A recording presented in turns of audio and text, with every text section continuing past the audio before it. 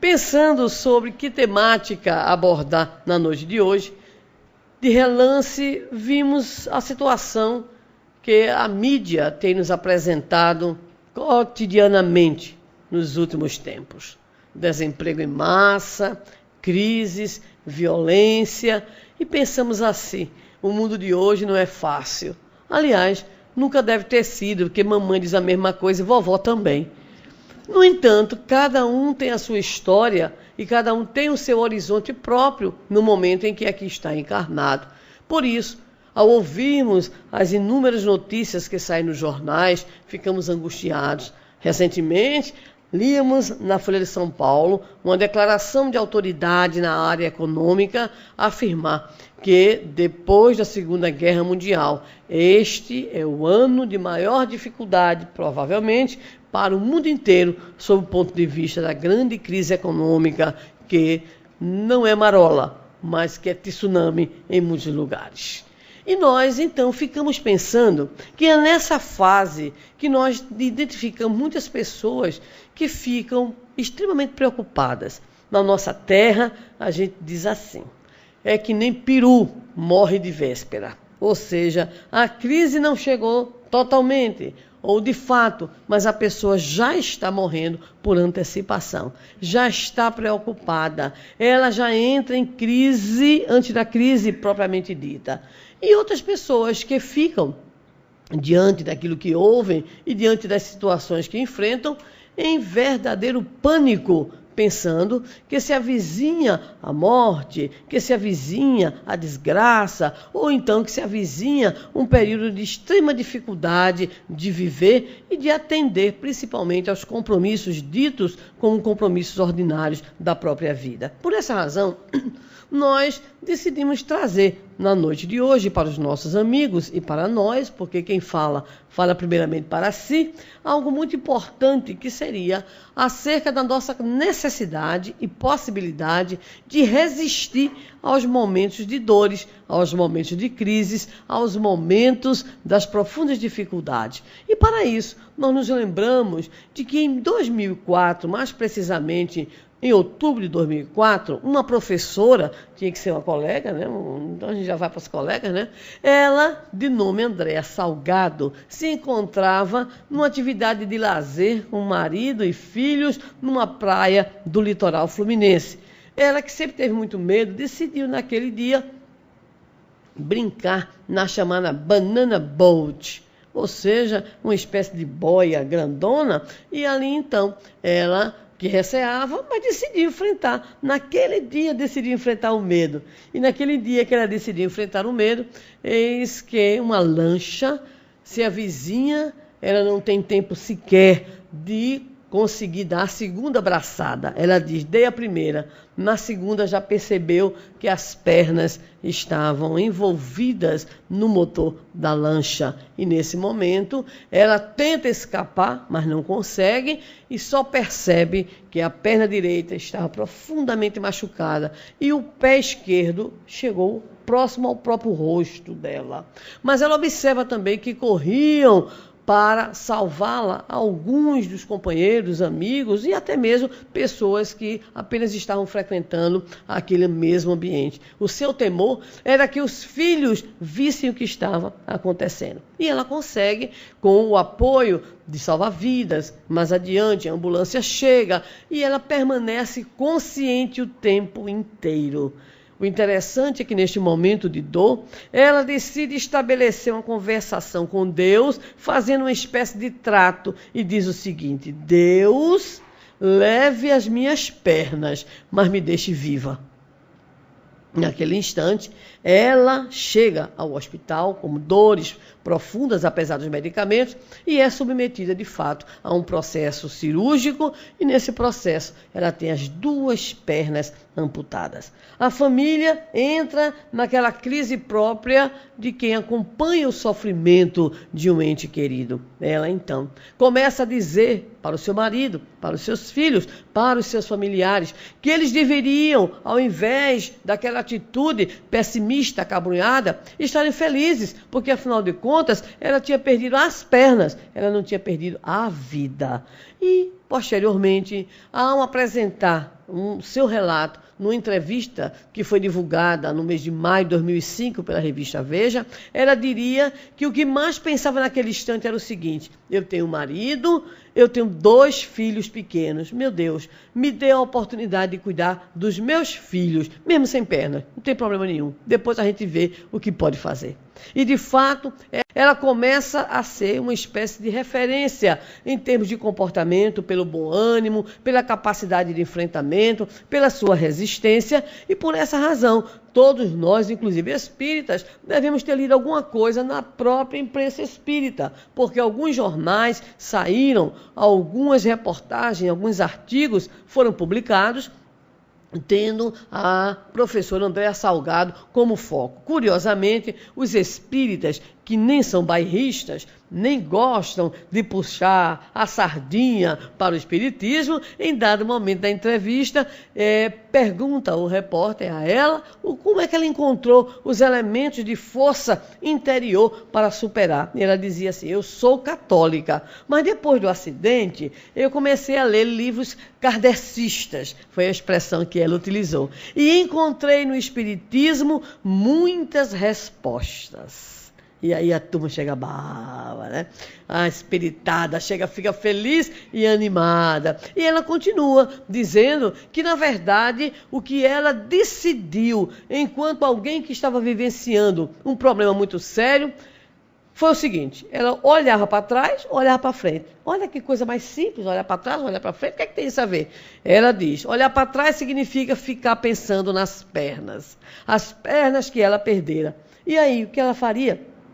Ficaria chorando? Ficaria amargurada? Ficaria constantemente observando aquela sua situação? Ou, pelo contrário, ela olharia para frente? E aí, o olhar para frente significava, segundo o seu próprio depoimento, um desafio muito grande, que era aprender a andar. Aos 33 anos de idade, a aprender a andar. E nesses momentos, nós identificamos também a beleza da solidariedade, porque foi um médico de Sorocaba, o esposo dela era bancário, ela professora desempregada, não tinha condições de adquirir as próteses. E este médico solidário de Sorocaba teve a oportunidade de doar a prótese e, após a cirurgia, ela já começou a fazer todo o processo de fisioterapia. Mas nos chama a atenção um depoimento da professora Andréa Salgado. Ela disse que, a partir daquela sua experiência, das diversas entrevistas, televisão, rádio, jornal, ela começou a ser uma pessoa conhecida. E ela ria dela mesma, porque de vez em quando ela queria, por exemplo, andar e não conseguia, caía e ria. Né? E ela tentava subir uma escada, caía, ria de novo dela mesma. E não sem surpresa, que ela viu um belo dia a sua filha, uma pequena de 4 anos de idade, tentar subir a escada apenas com as mãos. E quando ela pergunta à sua filha por que estava fazendo isso, ela diz: é para imitar a mamãe, que é uma mãe biônica. Ela percebeu que a sua atitude de brincar com a própria situação era uma atitude positiva para o enfrentamento da problemática diante da própria família. E, diante dessas situações todas, o que mais chamava a atenção dela era que inúmeras pessoas começaram a escrever para ela, dizendo assim: a sua atitude, o seu exemplo, a sua maneira de responder ao seu drama tem servido para que eu possa enfrentar a minha própria vida e o meu próprio problema. Algumas pessoas chegaram a lhe dizer: você salvou a minha vida. Outras disseram assim: o seu exemplo foi capaz de me tirar da postura depressiva, da atitude de conformismo profundo. E ela, então, pôde declarar na entrevista, como posteriormente em outras situações de entrevista, em outros programas, dizer que talvez tenha sido essa a grande alegria que ela pôde ter da sua vida, do seu esforço no bem, ser capaz, então, de servir de alguma forma às pessoas. Mas nós não podemos apenas lembrar da professora Andréa Salgado. Existiu também uma criatura extraordinária que todos nós conhecemos porque era artista famoso hollywoodiano, o Christopher Reeves. O Christopher Reeves, por sinal, com todo respeito, né, aos homens aqui presentes, era um super-homem. Que Assis, lá em Natal, não ouça esta palestra, não é verdade? E o nosso Christopher Reeves, ele, certa feita, cavalgando, cai literalmente do cavalo. E caindo do cavalo, caiu de cabeça. E aí, ele, então, estava numa situação bastante complicada para a sua vida para frente. Ou seja, tetraplégico. Em determinado momento da vida dele, ele está ali, aquele momento difícil, considerando que não tem razão para continuar a viver. E pede a eutanásia. Muito curiosa e, ao mesmo tempo, extremamente instigante é a colocação da sua esposa para ele naquele momento. Ela diz assim, aquele homem belíssimo, aquele homem que se tornava também um símbolo sexual, e ela dizer para ele assim, eu amo você, e você não é só o seu corpo, permaneça vivo.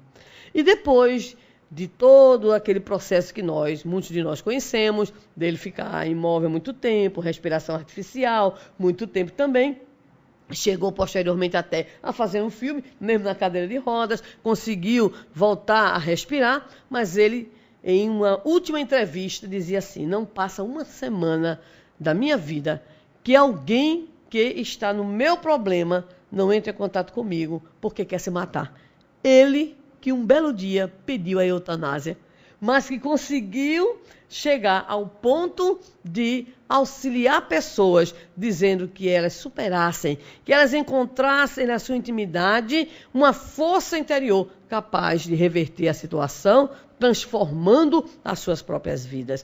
E desencarnou, graças a Deus, não por eutanásia, nem por suicídio, mas pelos caminhos normais da vida. Bem, esses casos, eles suscitaram, no meio principalmente de psicólogos, de estudiosos do comportamento humano, uma pergunta.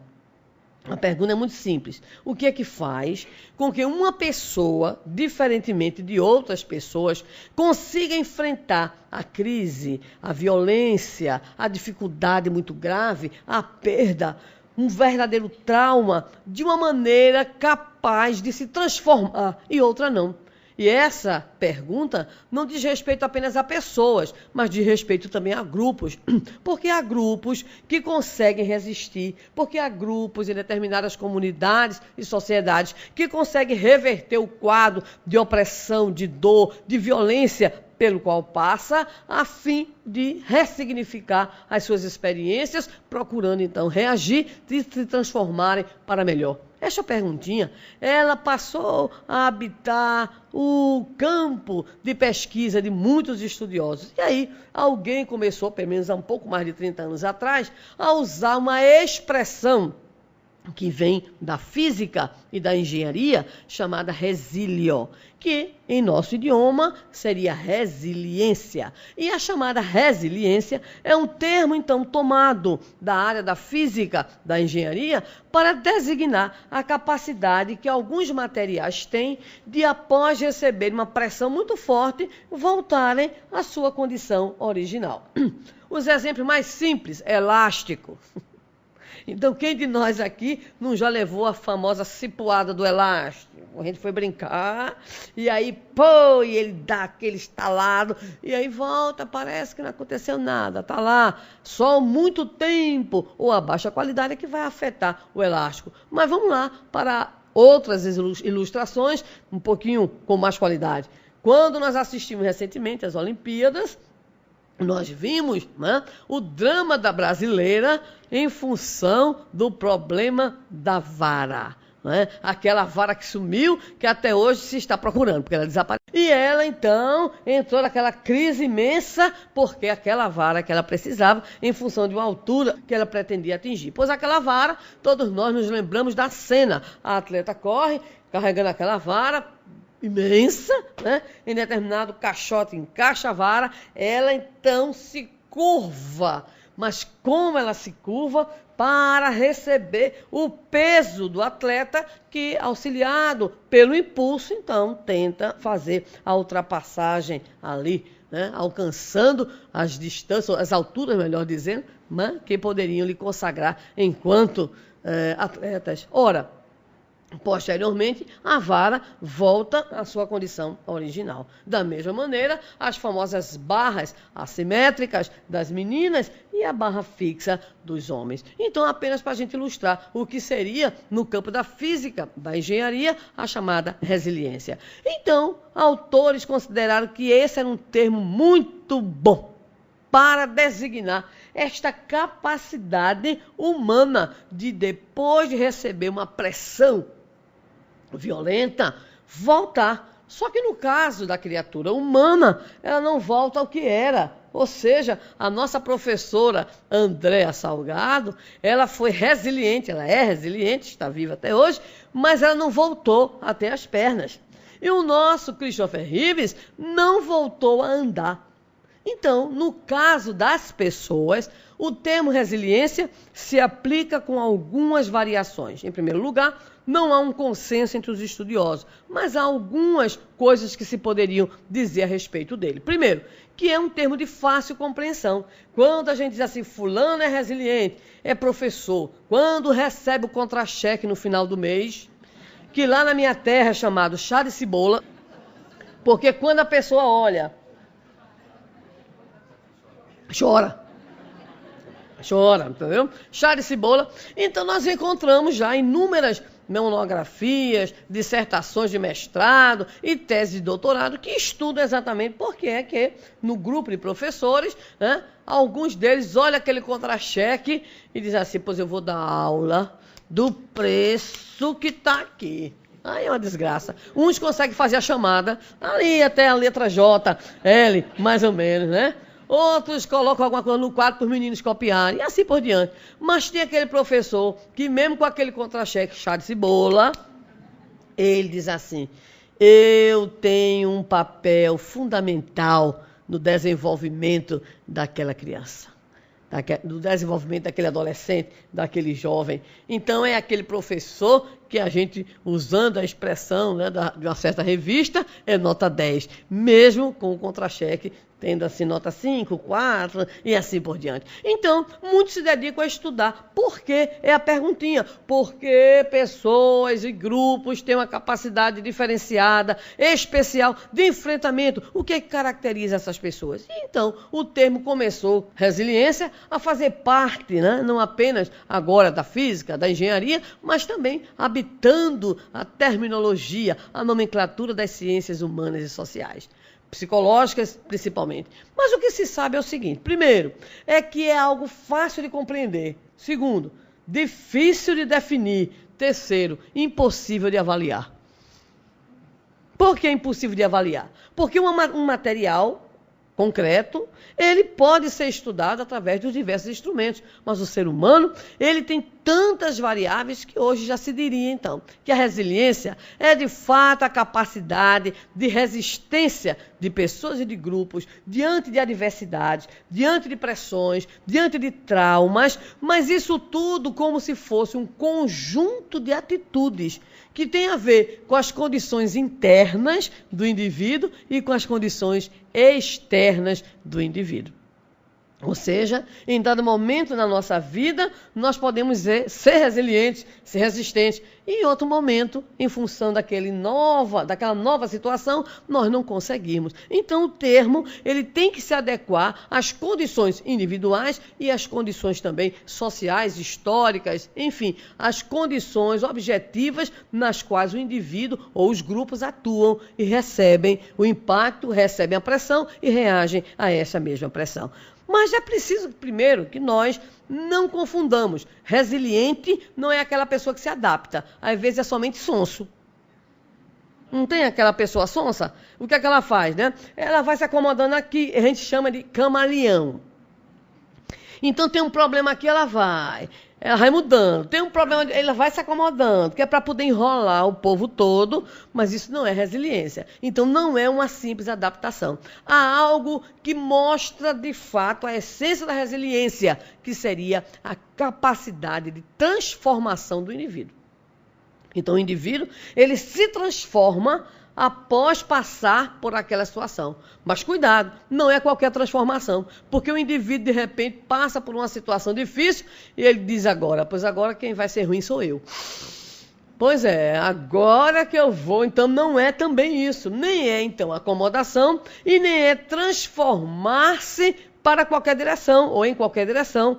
É para o melhor, ou seja, resiliente, nesse sentido agora, humanístico, numa perspectiva psicológica, seria aquela personalidade que, ao enfrentar a adversidade, a pressão, o sofrimento, se transforma para melhor, ou seja, cresce enquanto pessoa. Vamos ver isso em 2 exemplos reais. Ela é uma menina que até 1 ano e meio era dita normal. Havia nascido no Alabama, nos Estados Unidos, em 1880. Mas com 1 ano e meio de idade, uma enfermidade de difícil diagnóstico a torna uma criança cega e surda. Por consequência, não consegue aprender a falar. Até os 7 anos de idade, Helen Keller, o nome da nossa figura, não consegue nem perceber o que se passa no mundo, não consegue se comunicar. É uma criança, embora os pais tentem de alguma forma ajudá-la, mas é uma criança, uma espécie de ilha isolada, né, do continente, das experiências sociais. No entanto, por indicação de Graham Bell, ela vai receber, perto de completar 7 anos, como professora, uma jovem de apenas 21 anos de idade, chamada Anne Sullivan, que havia feito nada mais, nada menos do que 9 cirurgias para recuperar a visão.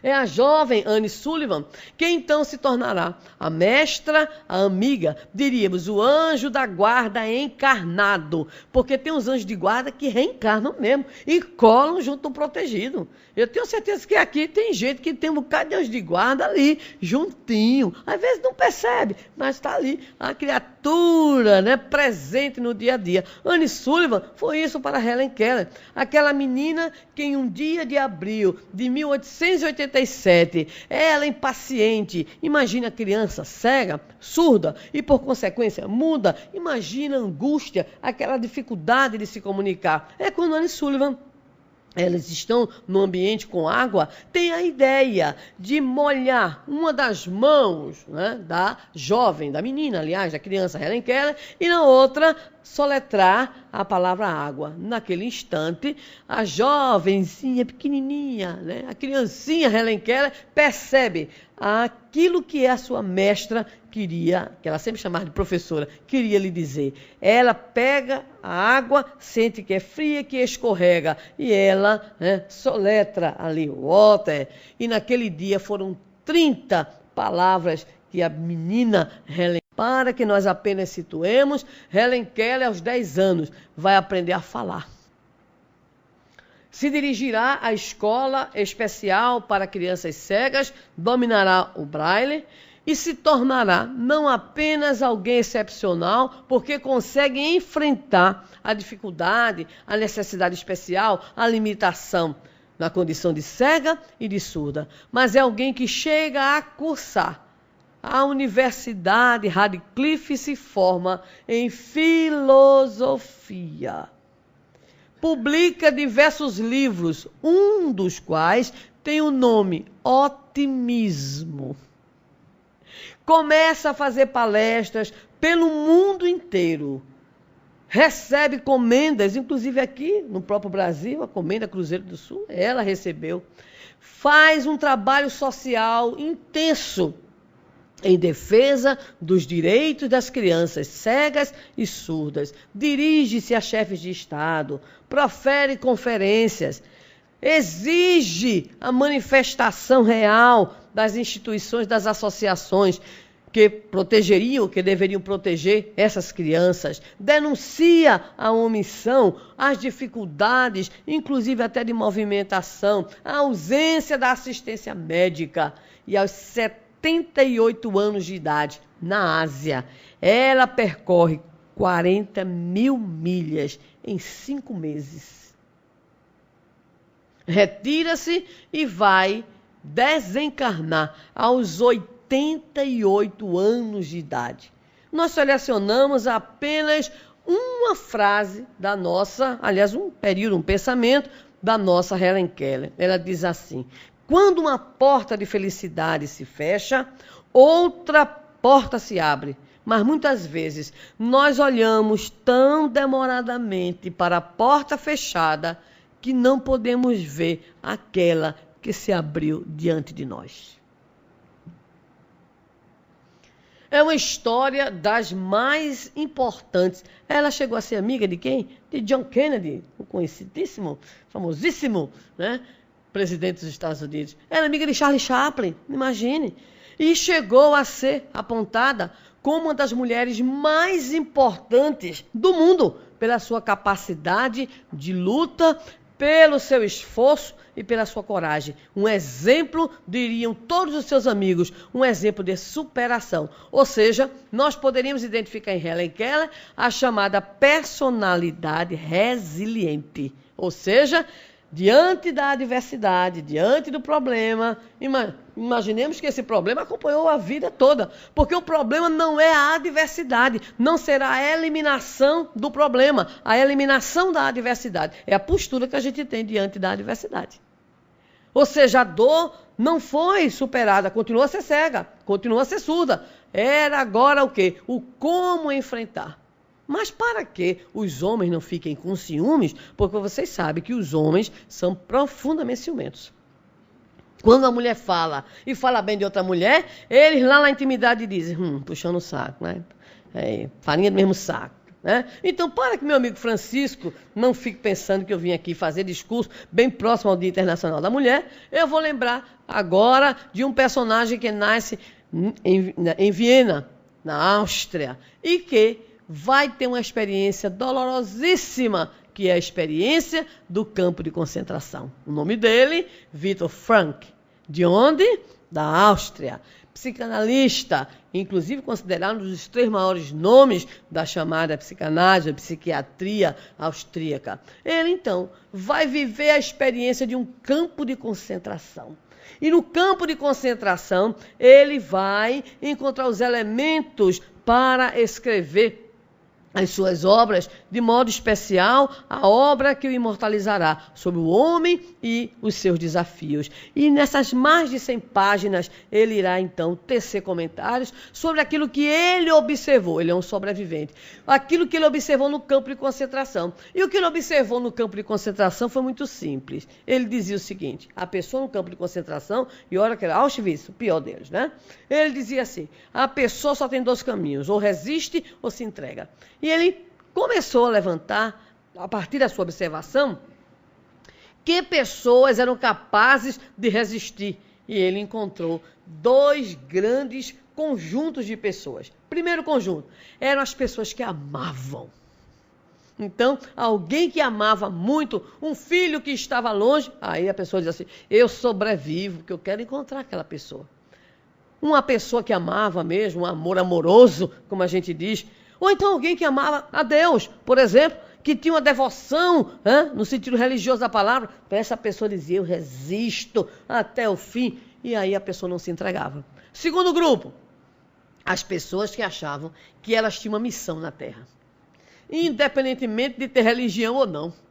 Olha que coisa interessante. Então eram pessoas que diziam, eu tenho uma tarefa a cumprir, e porque tenho essa tarefa a cumprir, eu resisto. Então dizia o nosso prezado Viktor Frankl, apenas esses 2 grupos de pessoas. As outras desistiam, no popular, jogavam a toalha. Muitas encontravam o caminho do suicídio, outras, em verdadeiros surtos de desespero, se jogavam nas cercas de Auschwitz. E muitos, então, acabavam antes consigo mesmo, pela deserção, a própria vida, numa entrega profunda à desistência do próprio viver. Ora, meus amigos, nós poderemos observar que, de fato, Viktor Frankl estava certo. As pessoas capazes de resistir são pessoas que amam e são pessoas que encontram no fazer da vida, no exercer uma atividade, algo capaz de lhes trazer uma motivação interior. Por essa razão, nós poderíamos rapidamente delinear algumas das chamadas características das chamadas pessoas resilientes, ou das pessoas capazes de resistir às dores, aos sofrimentos, às adversidades. Primeiro, a pessoa tem que ter ideais. Quem vive sem ideal? Quem vive sem um sonho?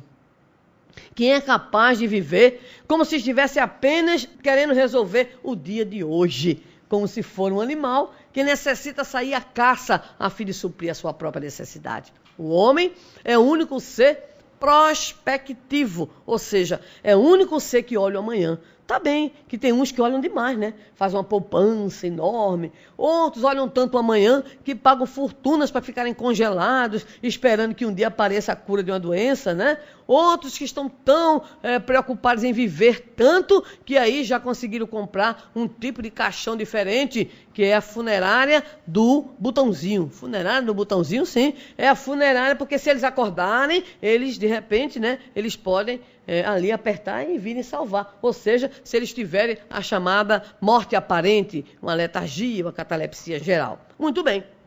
Então, pessoas que olham o amanhã, mas sem essa neura, né? Outra coisa que caracterizaria muito a chamada personalidade resiliente, ter metas a atingir, olhar para frente. E eu me lembro do codificador Allan Kardec, no livro Viagem Espírita, em 1862, onde ele diz em um de seus discursos, o passado é muito pouco e o futuro é tudo. Olha aí. O futuro é tudo.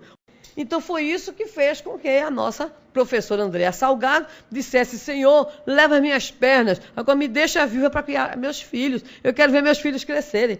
Foi esse olhar para frente que fez com que o Christopher Reeves saísse da sua condição de símbolo sexual para uma cadeira de rodas, mas desenvolvendo um trabalho social e um trabalho de apoio a outras pessoas que enfrentavam as suas mesmas dificuldades. Foi esse olhar para frente que fez com que Viktor Frankl pudesse dizer a ele mesmo todo dia, eu vou sair daqui, eu sairei de Auschwitz. E saiu e se tornou um dos maiores nomes do comportamento, da psicologia, da psiquiatria. Foi também por olhar para frente que Helen Keller decidiu que ela seguiria, ela aprenderia, mesmo formada, mesmo depois de receber todos os lauréis, os prêmios, jamais parou de lutar, de ver pela frente a oportunidade de continuar viva e principalmente viva e atuante pelas causas sociais. Outra coisa importante da chamada personalidade resiliente é uma postura proativa e não uma postura reativa. O que é isso? É a pessoa ser capaz de inventar, ser capaz de criar, ser capaz de resolver alguma coisa. E não ser aquela criatura, como a gente diz, morta nas calças. Conhece essa expressão? Lá no Nordeste, fulano é morto nas calças. O que é isso? Não faz nada. Eu, por sinal, parei ainda há pouco, né, quando vinha para cá, no aeroporto de Salvador, e tinha uma camiseta muito interessante, que era os 10 mandamentos do baiano. Se Divaldo ler um negócio desse, enlouquece. Somente uma delas diz assim, se você tiver vontade de trabalhar, pare. Deixa a vontade passar.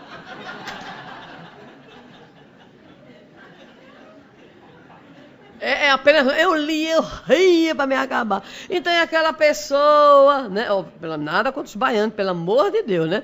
Então, o que é que ocorre? É aquela pessoa que apenas vai reagindo, vai carregando. Você pergunta a ela, como é que você vai? Vou indo. E ainda diz assim, for como Deus quer. Aí você diz assim, então tá ótimo. Então não. Você não vai como Deus quer? Vou. Então Deus só quer o bem da gente, mas não estou bem não. E aí você fica pensando que é essa pessoa, não é verdade? Reclama de tudo. Então a pessoa proativa, ela vai em busca das oportunidades de inventar, de criar. Da oportunidade que ela tem de reverter a situação e o quadro. Não, acredito que alguns aqui, né, logicamente, não, os homens não, mas algumas mulheres devem assistir o Mais Você. De vez em quando eu gosto de assistir, inclusive todo mundo assistiu de Divaldo, homem, mulher, todo mundo assistiu. Mas vamos lá, né?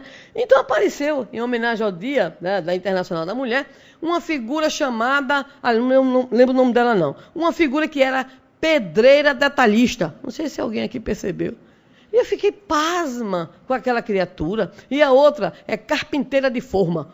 E aí, a curiosidade da Ana Maria Braga era saber o que é que elas eram. Mas veja que coisa interessante. A chamada pedreira detalhista, 2 filhos para criar sem nada. Começou a vender salgados. E aí uma colega disse assim para ela, olha, tem esse lugar aqui para você viver, um depósito. Horrível depósito, triste. Um vão só, como a gente diz, um vão só. E disse, olha, é isso que eu tenho. Mas você devia fazer, sabe o quê? Um curso de pedreira. E ela disse, pedreiro, e tem. E aí ela foi fazer o curso. Vendia salgado de manhã, fazia o curso de pedreira detalhista à tarde e à noite, o que ela fazia? Ajeitava o vão. Ou seja, ela ficava, né, na oportunidade, sempre atenta de colocar em prática. Então, ela conta que de repente tinha que fazer o contrapiso e não sabia. Ia para a aula, aprendia a fazer contrapiso e já ficava em casa correndo. E muitas vezes, 5 horas da manhã, lá estava ela fazendo, ou seja, exercitando, colocando em prática o que havia, né, recebido enquanto conteúdos no seu curso de pedreira detalhista. Ou seja, não ficou chorando, eu tenho 2 filhos para criar. Não ficou naquela postura de quem apenas reclama, de quem apenas chora. Foi a luta. É uma característica da pessoa resiliente. Ela sai, ela enfrenta. Mesmo que muitas vezes faça o que não deve fazer. Ou mesmo que às vezes erre. Mas ela tem essa atitude de sair, olhar para frente e fazer alguma coisa. Muito bem. Fé humana, conforme nos diz o Evangelho segundo o Espiritismo. Quando a pessoa tem a fé em si própria também. Tem aquela pessoa que é capaz de olhar a problemática, a dificuldade e dizer assim, eu sou capaz de fazer isso, eu tenho coragem de fazer aquilo, porque a pessoa confia em si. Conheci uma senhora, já quase sexagenária, num programa de alfabetização. E a gente abria para que pudessem aparecer depoimentos interessantes, e ela quis fazer um depoimento. E ela disse assim, olha, eu estou hoje na condição de alfabetizadora, mas eu fui analfabeta até mais de 30 anos de idade. Todo mundo ficou impressionado. Até mais. Por quê? Primeiro, meu pai não deixava ir para a escola, que ele dizia que quem ia para a escola era filho de rico. Filho de pobre tinha que ir para a lavoura, né? E depois eu casei, e o marido dizia assim, aprende a ler não, porque se aprender a ler, vai arranjar namorado, e eu não quero ficar com fantasia de boi, você já deve saber o que é. E aí então ela disse, tive que, depois de muito tempo, decidir. Eu olhei para ele e disse, se quiser me deixar, me deixe, porque agora eu vou estudar. E foi estudar. E ela disse algo que todo mundo ficou impressionado num curso de alfabetizadores, para alfabetizadores. Ela disse assim, olha, eu sabia tudo, eu só não sabia ler. Mas a maneira como ela disse, eu sabia tudo, eu só não sabia ler. Diz respeito à construção nela mesma, naquilo que a gente chama de autoestima, que é a valorização que a gente dá ao autoconceito que a gente tem. Ou seja, para aquela mulher, já aos 60 anos de idade, ela ser uma alfabetizadora. Ela retoma a sua história de vida e ela diz, eu sabia tudo o que era importante para viver. Tudo o que foi indispensável para criar os filhos. Só não sabia ler, é um detalhe. Mas a autoestima, fé em si próprio, fé na sua capacidade de superar, fé na sua capacidade de realizar. Isso também faz parte da chamada personalidade resiliente. Mas vamos lá, né? Sob o ponto de vista espírita, por que existe aquela diferença a qual nos referimos de pessoas que, diante de certas dificuldades, conseguem superar, ser resilientes, e aquelas que não conseguem? Ora, este conceito, na visão espírita, ele seria muito mais ampliado em função da compreensão espírita de que cada um de nós está num determinado patamar de evolução. Cada um de nós conta com um certo conjunto de experiências. Cada um de nós traz na sua memória, não é a memória atual, é a memória profunda, a memória plena, as experiências e vivências que nos marcam. Então, nós somos pessoas mais ou menos resilientes também em função das próprias condições espirituais que temos de enfrentamento dos problemas da vida, das situações que a vida nos apresenta. Mas há algo que, na ótica espírita, nos auxiliaria bastante a termos uma personalidade resiliente. Porque uma das maneiras pelas quais se vê a questão da resiliência é a abertura do indivíduo para mudar as suas crenças. Observemos que a professora Andréa diz assim, eu sou católica. Agora, depois do acidente, eu comecei a ler livros espíritas. E ela responde que os livros espíritas lhe davam uma compreensão. Então, nós já começamos a perceber que, na verdade, se constrói também a resiliência. Ou seja, nós não nascemos só com uma capacidade já nossa, em termos do passado espiritual, que nos garante certas conquistas. Mas nós podemos também adquirir, a partir do momento em que uma nova compreensão acerca da vida se nos apresenta. Então, a pessoa espírita, ela tem muitas condições de perceber a razão da sua dor, a compreender as causas dos seus sofrimentos e das suas adversidades. Consequentemente, o Espiritismo nos ajuda a ter uma postura resiliente, ou seja, uma postura de enfrentamento, de resistência, de superação e de transformação. Mas nós gostaríamos de ilustrar que essa coisa nova de resiliência, isso é tão antigo quanto o rascunho de Bíblia. Porque se nós formos buscar o próprio Evangelho, o Novo Testamento, nós vamos encontrar em Jesus inúmeras passagens de estímulo à resiliência. Nós vamos situar apenas duas. Primeiro, diante daquele grupinho que não era fácil, né? O grupo do nosso Senhor Jesus Cristo, do daqui, era difícil, ou grupo complicado. Por isso, quando a gente se aperreia no movimento espírita, a gente tem que lembrar logo do Colégio Apostólico de Jesus, né? Que é para poder a gente ter resistência, né? E capacidade de enfrentamento. Então, Jesus olhava aquele povo dele mesmo e dizia assim: tende bom ânimo, para levantar exatamente a turma que já olhava a empreitada da Boa Nova com certa reserva, né? Então ele dizia para aqueles que o ouviam, para os seus discípulos e para a pequena multidão: tende bom ânimo, eu venci o mundo, tenha bom ânimo. Mas, por certo, os pessimistas de plantão diziam assim: tu, a gente não. Porque vocês sabem que existem dois tipos de pessimista: o pessimista normal e o pessimista aprofundado. O pessimista aprofundado é aquele que escuta alguém dizer assim: mas nós já estamos chegando no fim do poço, a gente vai subir. E o pessimista aprofundado, ele diz: mas no fundo do poço tem outro poço. Nem vê se acaba. O pessimista normal, ele vai, é desanimado, é morgado, que é a mesma coisa quase de desanimado, mas ele vai se arrastando. Mas o pessimista aprofundado, ele, quando alguém diz assim: mas fulano, a esperança é a última que morre, ele olha e diz assim: mas morre. Não é verdade? Então Jesus olhava aquele povo e dizia: tende bom ânimo. Mas isso aí foi no genérico. Muito bem, ele disse: eu venci o mundo. Mas teve uma hora que Jesus teve que dizer para o pessoal desanimado, aqueles que estavam diante dos problemas, Jesus teve que dar uma de terapeuta mesmo, chamou para ele. Porque nessa primeira colocação, tem de bom ânimo, eu venci o mundo, parecia aquela coisa longe, o Senhor venceu o mundo, mas o Senhor era o Senhor. Então, em determinado outro momento, ele vai dizer: vinde a mim. Colocou-se como terapeuta. Todos vós que vos achais aflitos e sobrecarregados, e eu vos aliviarei. Aprendei comigo que sou manso e humilde de coração, pois suave é o meu jugo e leve é o meu fardo. Ou seja, chamou: vinde, que era para que aqueles que não tinham as condições naturais de resiliência pudesse encontrar nele o fator de propulsão, o fator de estimulação. Porque o comportamento resiliente não é só uma condição natural própria, mas pode ser também estimulado pelos fatores externos. Ou seja, nós podemos ser pessoas que somos capazes de estimular a resistência no outro. Tem gente que diz assim: eu não tenho fé, mas eu queria morar junto de alguém que tivesse. Pronto, imagina.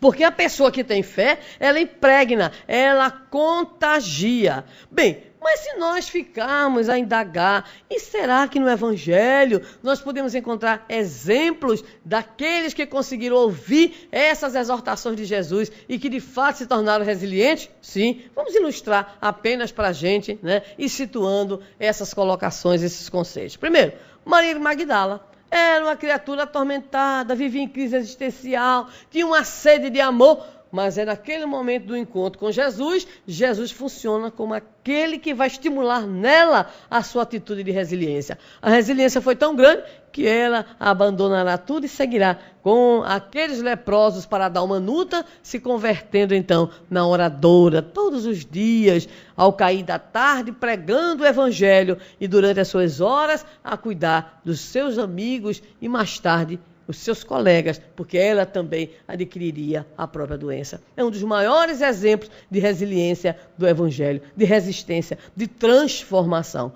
Mas Paulo de Tarso tinha outra doença. Enquanto Maria de Magdala tinha aquela crise existencial própria de alguém que tem sede, não sabia muito bem de quê, Paulo tinha uma outra doença, preconceito.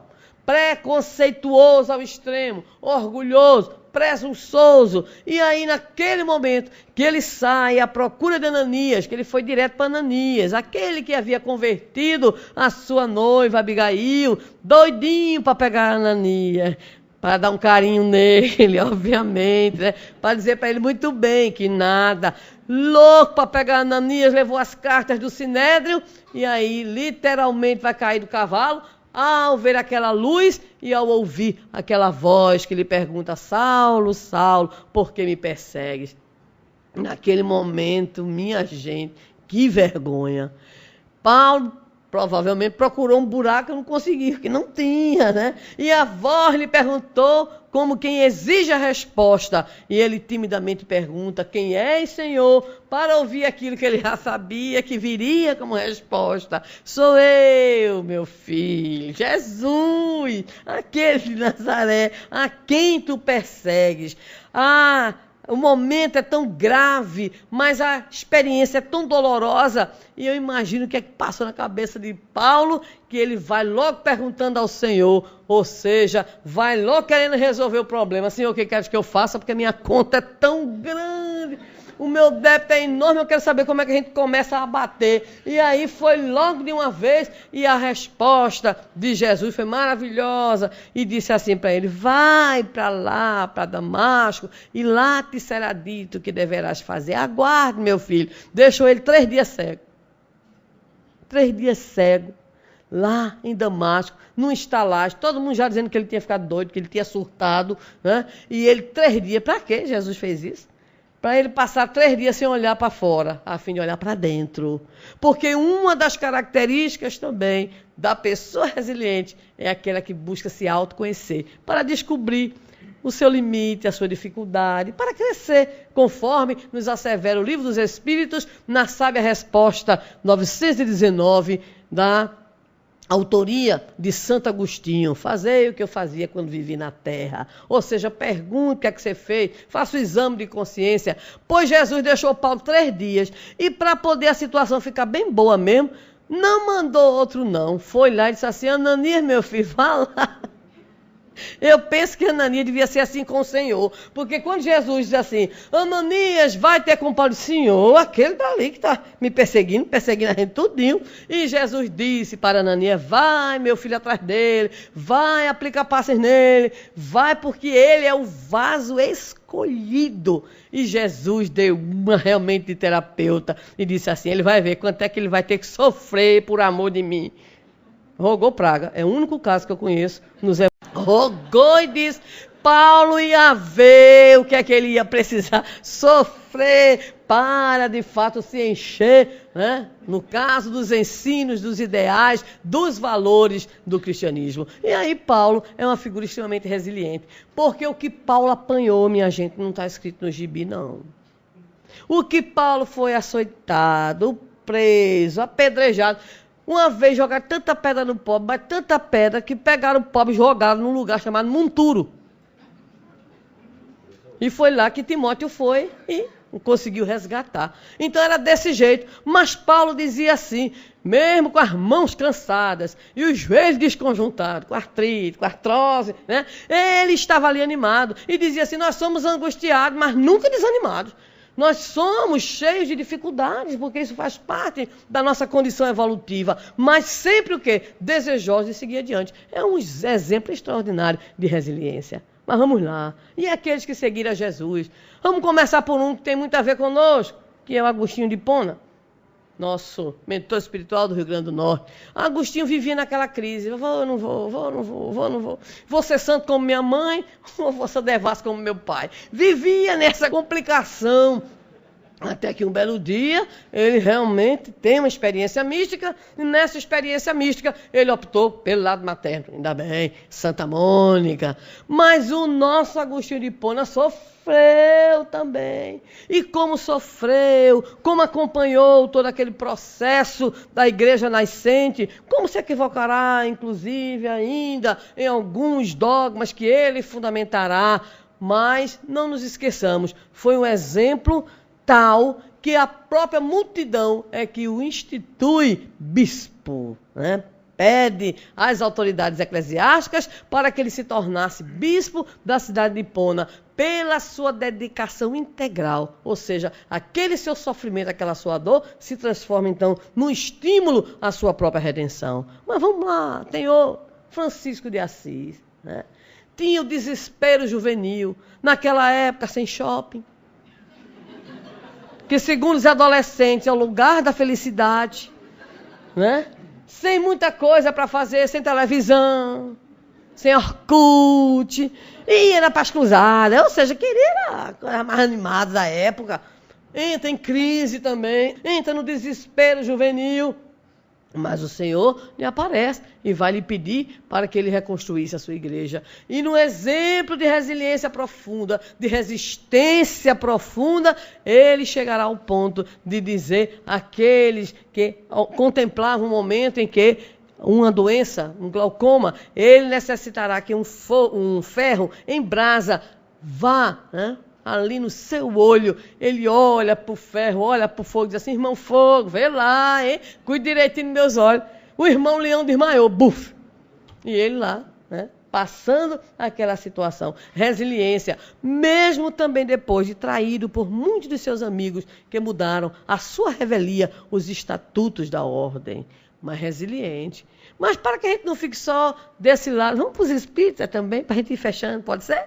Então vamos lá, pelos espíritas. Estou chegando ao fim, viu? Estou chegando. Vamos começar pela figura de Jesus Gonçalves.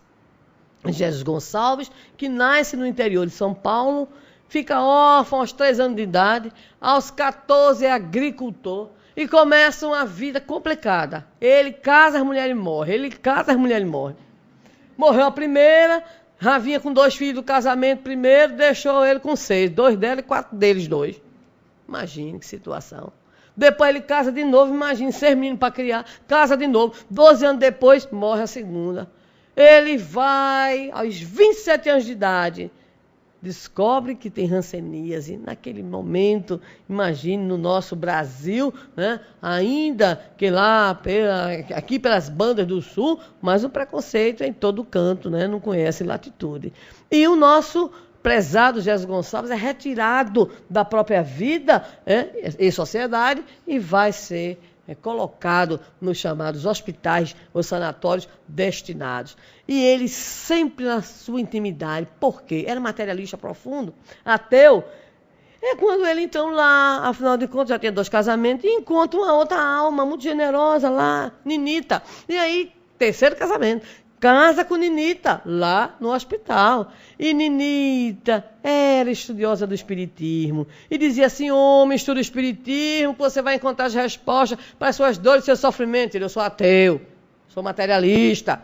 E ela, então, desencarnou. No velório de Ninita, Ninita manda uma mensagem mediúnica para ele: velho, deixe de besteira, Deus existe. Ele ficou doido, começou a ler sobre espiritismo a partir daquela mensagem estranhíssima. Mas um belo dia ele teve tanta dor, mas tanta dor, meus irmãos, era tanta dor, que ele então lembrou de Ninita, lembrou da mensagem e decidiu fazer com Deus uma negociação. Disse assim: Deus, se você existe, eu lhe dou 5 minutos para colocar um remédio aqui. Ora, Deus só precisou de 2. 2 minutos, com 2 minutos ele bebeu água, a água ficou amarga, ele chamou alguém para verificar, disse: está amargo, está estranha essa água. Pois é, eu fiz aqui uma reza, pedi a Deus e já tem aqui. E ele ficou né, aliviado da dor. Começou a estudar o Espiritismo e se tornaria, então, o grande nome do Espiritismo no interior de São Paulo, inclusive chegando a criar a instituição espírita. Diz que já bem, inclusive o nome da instituição espírita era Agostinho de Hipona, certo? E aí, então, isso foi em 45, ele desencarnou em 47. Diz que uma semana, mais ou menos, ou 2 semanas antes dele desencarnar, ele tinha perdido a voz completamente, mas foi ao centro espírita, se arrastando, resiliente, né, forte. E aí diz que naquela hora passou a tal da rouquidão. Ele falou, fez uma palestra belíssima. E depois que acabou a palestra, ficou mudo de novo. Desencarnou. É o poeta das chamadas chagas redentoras. Mas foi a personalidade sempre de liderança. Gostava de futebol, adorava clarinete. Onde ia, sempre estava envolvido com as artes. Resiliente na sua dor e no seu sofrimento. Mas nós temos uma outra figura, ainda de São Paulo. É a figura de Araçatuba, a conhecida Benedita Fernandes. Benedita Fernandes era tão obsidiada, era num processo de subjugação tão grande, que ela fugiu da família. Ela fugiu da família e ficava lá no Noroeste Paulista, aperreando, e quando foi um belo dia, foi parar na cadeia. Eu não sei que coisa boa, o carcereiro e um militar eram espíritas e deram passe em Benedita Fernandes. Levaram o nome de Benedita para a desobsessão e Benedita, então, recobrou a consciência. E ao recobrar a consciência, decide devotar a sua vida aos doentes, construindo, inclusive, um sanatório para doentes mentais. Desenvolveu uma obra assistencial para crianças e ficou conhecida como a Dama da Caridade resiliente. Ou seja, da dor que a afetava, transforma essa dor em oportunidade de crescimento. Mas, sem dúvida alguma, uma das figuras mais interessantes da literatura e do movimento espírita é da terra mineira de Tuiutaba, o prezado Jerônimo, um dos maiores exemplos de resiliência. Contam os seus biógrafos que menino pobre lutou desde cedo e que aos 20 e poucos anos foi assistir uma sessão de cinema daquelas, a Van Premiere, e aí foi simplesmente o filme E o Vento Levou. Os que só têm 20 anos, obviamente, não sabem. Os que têm 25 sabem que o filme dura quanto tempo? 3 horas e cacetada, quase 4 horas. Só Daniel é que tem 25 anos aqui, graças a Deus. E ele demorou, porque não é somente mulher que se demora para se arrumar, ele tinha um terno de linho branco. E aí ele foi todo bonito e charmoso. Quando chegou, o cinema estava cheio, lotado, ele ficou em pé. Em pé. 3 horas, quase 4. E aí ele saiu carregado, porque o processo inflamatório, né, tudo inchou. E o terno de linho branco foi cortado. E não foi apenas o terno de linho branco que foi cortado. E o vento levou, era o nome do filme. E levou muita coisa. Porque a partir daquele momento começava a vir a cruzes daquele que passaria décadas numa cama ortopédica, que passaria 20 anos cego também, que ergueria uma das maiores obras de assistência e amparo, que divulgava o espiritismo, que tinha um vozeirão, que adorava cantar, que ficou amiga até de Roberto Carlos, e que dizia para Divaldo: veja só, Divaldo, você fala e eu saio carregado na cama. E dizia de uma forma bem-humorada, porque o bom humor é a outra característica das personalidades resilientes. Ele dizia assim: casei-me com o espiritismo no civil e com a dor no religioso. Certa feita o levaram para que Zé Arigó o curasse. E Zé Arigó, no caso o espírito Fritz através de Zé Arigó. E o espírito Fritz, naquela hora, olhando a situação de Jerônimo, disse assim: o problema dele são os 3 seis. 3 seis? É. E perguntaram: o que é isso? Calma, cama e karma.